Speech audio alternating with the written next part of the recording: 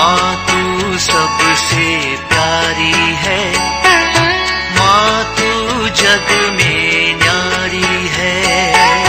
माँ तू सबसे प्यारी है, माँ तू जग में न्यारी है।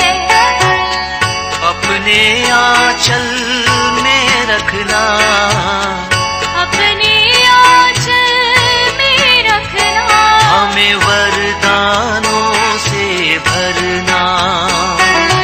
माँ तू सबसे प्यारी है, माँ तू जग में न्यारी है।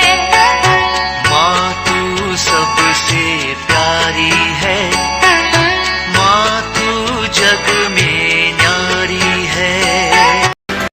Mr. Rajan Samuel, a great missionary in Hindi heartland, first class with distinction.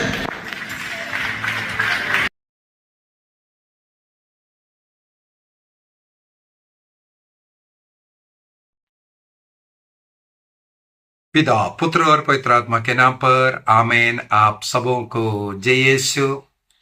आज के इस क्लास में हम लोग पवित्र हृदय का भक्ति के विषय में, पवित्र हृदय का भक्ति करने से हमें एक बहुत बड़ा फायदा है। हम लोग पाप में जीवन से दूर रह सकता है, पाप से दूर रहने का मदद करता है। पवित्र हृदय का भक्ति हमें पाप से दूर करता है।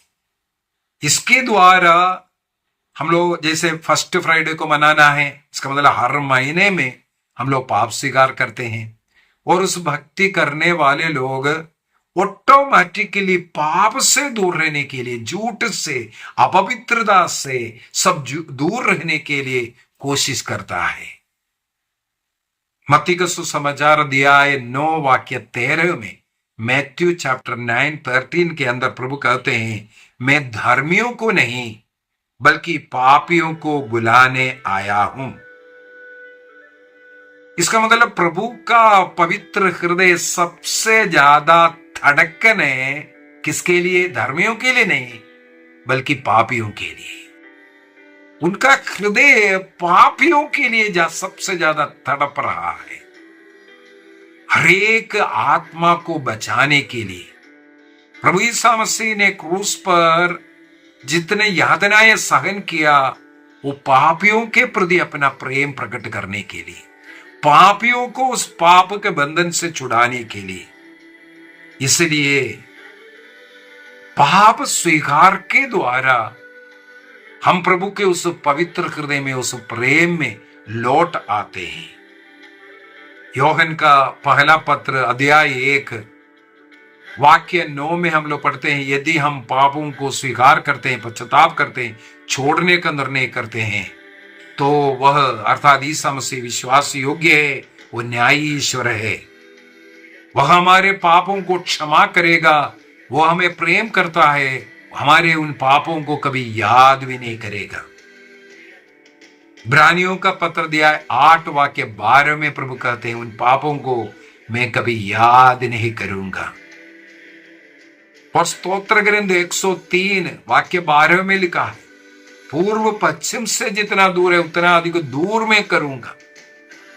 हमारे पापों को हमसे दूर करने का वादा प्रभु कहते हैं।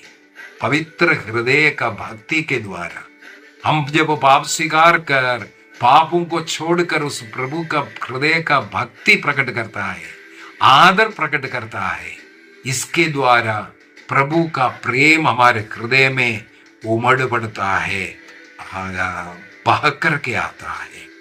इसका मतलब है पवित्र हृदय हमेशा हमें पाप से बचाने का कार्य करते हैं, पाप से दूर रहने का हमें मदद करता है, पाप से दूर भागने का। जैसे जोसेफ पोतीफर के पत्नी के सामने से दूर भागा, पाप से भागा। प्रवक्ता ग्रंथ अध्याय 21 वाक्य 2 और 3 में लिखा है, सांब की सामने की तरह पाप से दूर भागो, यदि तुम पास आओगे तो वो तुम्हें डसेगा। पाप का दांत सिंह की दांत के समान है, वो तुम्हारे हृदय का बर्बाद करेगा, नाश करेगा।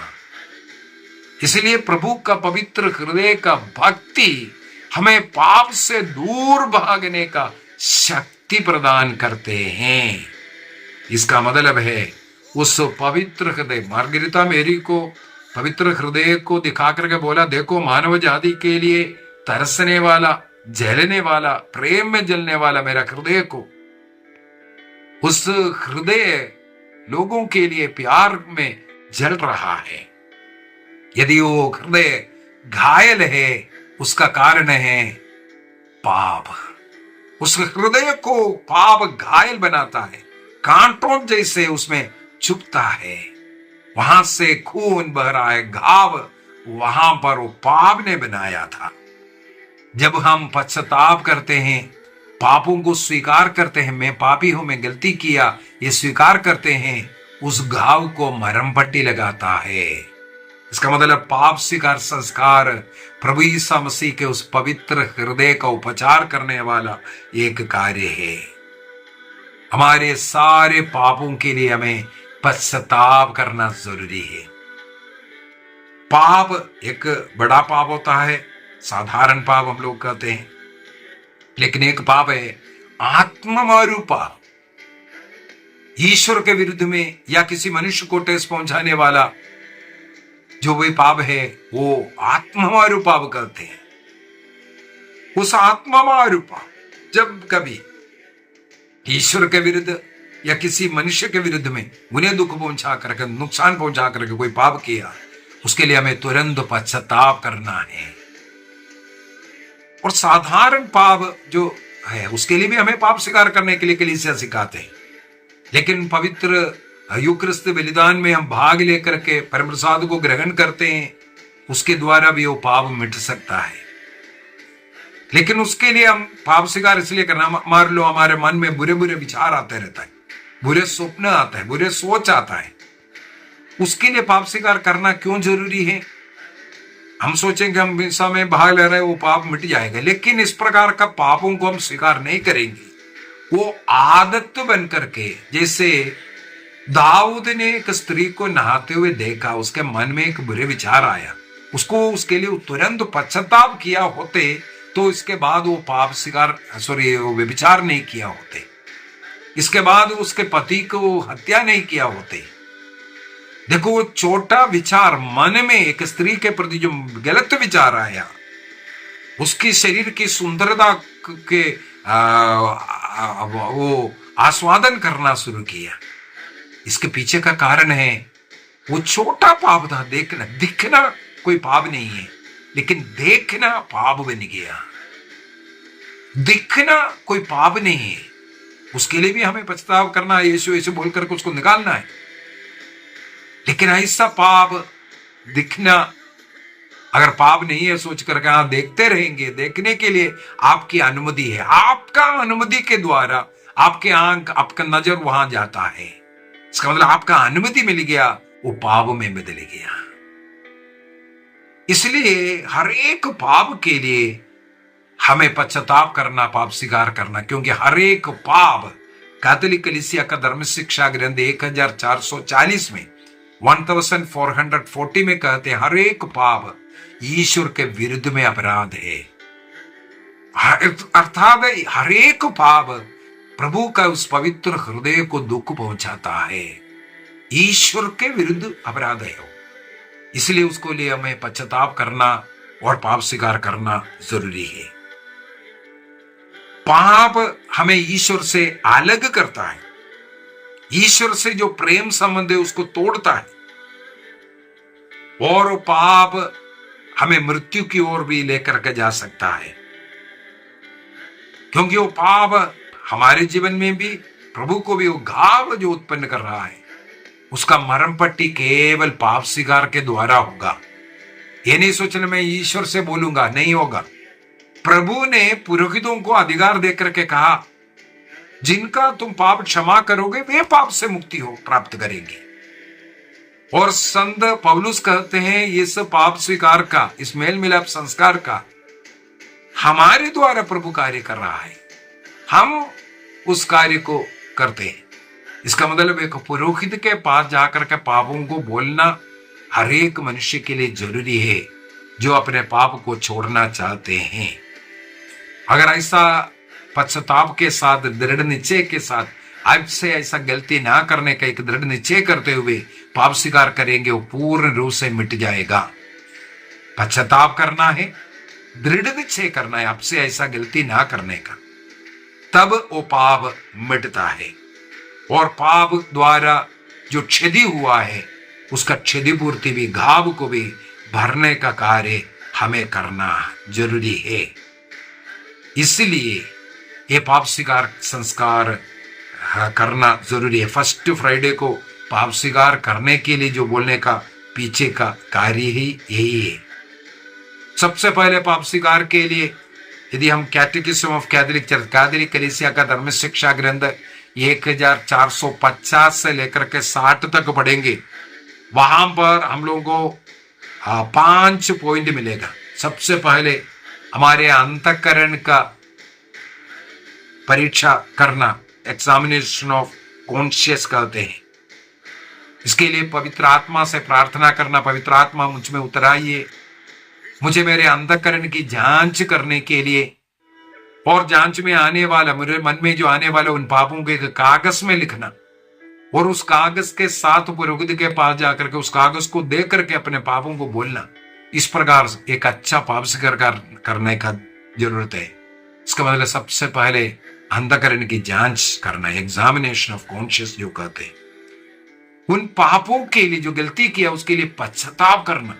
2 प्रकार का पश्चाताप, एक पूर्ण पश्चाताप, एक अपूर्ण पश्चाताप। पूर्ण पश्चाताप, मेरे इस पाप के कारण ईश्वर को दुख हुआ और ईश्वर के प्रेम से मैं दूर हुआ, ये दर्द हमें पश्चाताप करने के लिए, पाप स्वीकार करने के लिए विवश करना चाहिए। पाप का दंड को सोच करके नहीं, बल्कि ये पाप यीशु को दुख दिया, मैं प्रभु के उस प्रेम से दूर हुआ, ये दुख सच्चा पश्चाताप या कॉन्ट्रिशन उसमें हमें लेकर के जाता है। इसके बाद हमें एक दृढ़ निश्चय करना है, एक अच्छा पाप स्वीकार करने का दृढ़ निश्चय, एक भी पाप नहीं छिपाने का, एक पुरोहित के पास जाकर के पाप स्वीकार करने का, अब से ऐसा गलती नहीं करने का एक दृढ़ निश्चय करना है। मैंने गलती किया लेकिन अब से ऐसा गलती नहीं करने का, और एक दूसरे से मेल मिलाप करने का भी एक दृढ़ निश्चय करना है। इसका मतलब 3 प्रकार का दृढ़ निश्चय। सबसे पहले एक अच्छा पाप स्वीकार करने का, ये पापों को छोड़ने का, अब से ऐसा गलती ना करने का। दूसरा, सबों के साथ मेल मिलाप, किसी को मैंने दुख दिया उनसे भी माफी मारने का, यह दृढ़ निश्चय करना है। चौथा स्टेप में एक पुरोहित के पास जाकर के जो अंतःकरण की जांच में जो भी पाप हमने याद किया, लिखा, उस पापों को बोलना, पुरोहित के सामने बोलना बहुत ही जरूरी है। तब पुरोहित के द्वारा हमें पाप मुक्ति मिलता है। 5वां स्टेप में पाप के अनुसार प्रायश्चित भी करना। यदि किसी को नुकसान पहुंचाया, उस नुकसान को पूर्ति करना बहुत ही जरूरी है। जो गलती हमने किया उसके अनुसार प्रायश्चित होना है। पुरोहित कुछ प्रायश्चित विधि बोलेगा, उसको करना है, लेकिन उसके साथ हर एक पाप के अनुसार प्रायश्चित विधि करना भी बहुत ही जरूरी है। इसलिए एक सच्चा हृदय परिवर्तन करते हुए, एक दृढ़ निश्चय करते हुए, हमें पश्चाताप करते हुए, प्रायश्चित करते हुए प्रभु के उस प्रेम में लौटने का प्रयत्न करना है। इसका मतलब है पवित्र हृदय हमेशा हमें प्रभु के प्रेम में लेके आता है। प्रभु के प्रेम में आने के लिए पाप स्वीकार बहुत ही जरूरी है। उदाहरण के लिए लूकस का सुसमाचार अध्याय 7 वाक्य 37 से आगे अगर हम पढ़ेंगे, वहां एक पापिनी स्त्री प्रभु के चरण में रोने वाली, आंसुओं से प्रभु के पैरों को धोने वाली, अपने बाल के द्वारा केशों से प्रभु का उस पैरों को पोंछने वाले और इत्र लगाकर प्रभु को चुंबन देने वाले, प्रेम करने वाले, वो प्रेम पश्चाताप के द्वारा उत्पन्न हुआ। पवित्र हृदय का भक्ति अगर प्रेम का भक्ति है वहां पर पश्चाताप ही हमें जुड़ेगा। अभी लूकस के सुसमाचार अध्याय 15 वाक्य 11 से अगर हम पढ़ते जाएंगे, वहां पर एक उड़ाऊ पुत्र के विषय में लिखा है। उसने भी निश्चय कि मैं उठ करके मेरे पिता के पास जाऊंगा। पश्चाताप किया, वापसी पिता से कहूंगा पिताजी मैंने गलती किया।